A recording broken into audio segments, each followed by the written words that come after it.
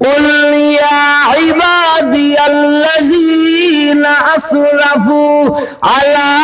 أنفسهم لا تقنطوا من رحمة الله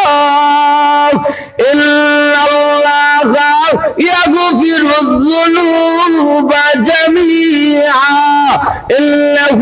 هو الغفور الرحيم নবীজি আপনি আমার বান্দাদেরকে বলে দিন আমি আল্লাহ ঘোষণা দিয়ে দিলাম ও আমার বান্দারা তোরা যা গুনাহ কাজ করে ফেলেছো জীবনের উপর জুলুম করে ফেলেছো অনেক বড় ধরনের গুনাহ করে ফেলেছো তোমরা আমি আল্লাহর রহমত থেকে নিরাশ হইও না আমি আল্লাহর কাছে তওবা করো আমি আল্লাহ তোমাদের জিন্দেগীর সব গুনাহ মাফ করে দিব